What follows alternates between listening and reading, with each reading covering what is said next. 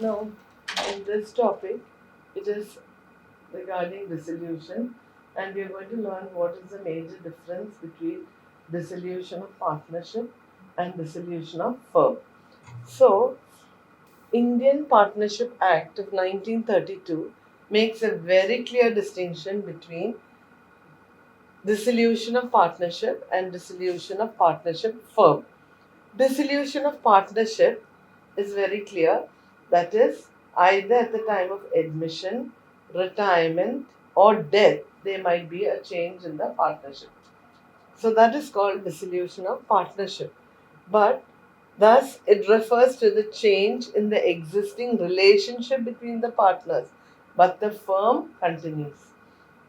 Again, dissolution of a firm means closing down the undertaking permanently, the activities of a partnership business. In other words, it refers to the complete breakdown of a partnership and the partners do not continue in the firm. The dissolution of partnership between all the partners of a firm is called dissolution of a firm. In such a case, the assets are realized, liabilities are paid off, whatever remains is paid to the partners and settled in their account, and that is the business comes to an end. So here basically you're going to learn what is the difference between dissolution of partnership and dissolution of partnership firm. Now these are some of the bases and their explanation. First is the meaning. Under partnership, it means only a change in the partnership agreement. But when it comes to dissolution of firm, it is a dissolution of partnership between all the partners of a firm. Breakdown of the business. In the case of partnership, the firm continues. But in the case of dissolution of the firm does not continue its business. Why? Because there is a complete breakdown in relationship between all the partners. Now, the books of accounts, in the first case, that is in the case of dissolution by partnership, here the books of accounts need not be closed, but in the case of dissolution of firm, the entire books are closed. Dissolution of partnership does not mean dissolution of firm, but when you say dissolution of firm, it is the meaning is dissolution of partnership also. Now, nature, it is voluntary. It is mainly out of an agreement. But under dissolution of firm, it can be both voluntary as well as compulsory. Dissolution by court. In the case of this case, dissolution by partnership, there is no order from the court. But in the other case, it can be dissolved by an order given by the court. Now, revaluation and realization account. These are the two accounts that come. Now, in the case when you are dissolving the partnership, usually we do the revaluation account. But when it comes to dissolving the firm or closing the firm, we prepare the realization account. So, this difference also is quoted here. Revaluation account is prepared only when there is a change in the value of asset and liabilities of the partnership firm at the time of admission, retirement, and death of the partner.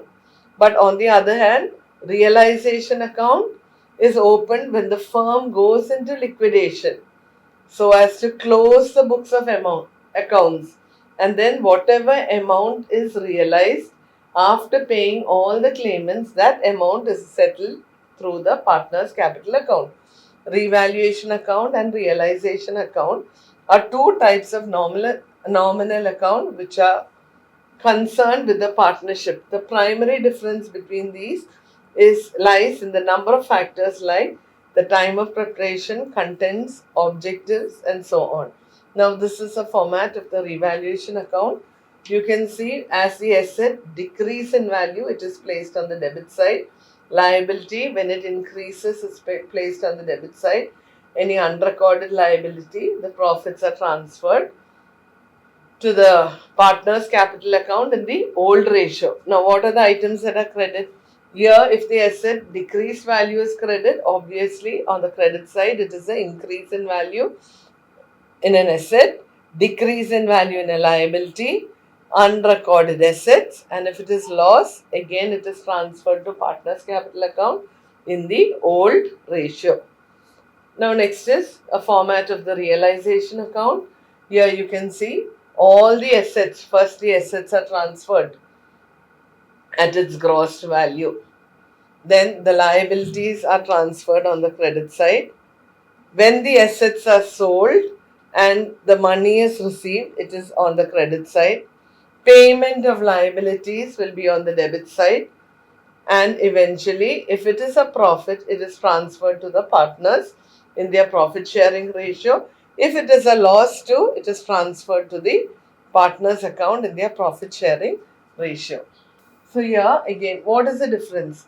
Realization and revaluation. One is the meaning. It records the effect of revaluation. On the other case, it records the actual realization of assets and settlement of liabilities, as we had seen in the format earlier. Time of preparation. Revaluation is prepared only at the time of admission, retirement and death. But in the case of realization account, it is prepared once, and that is when the firm is closed, when the dissolution of the firm takes place. Items to be recorded in this account, only the item that caused change in the value of assets and liabilities are recorded. But in the case of realization account, all items of assets and liabilities are recorded.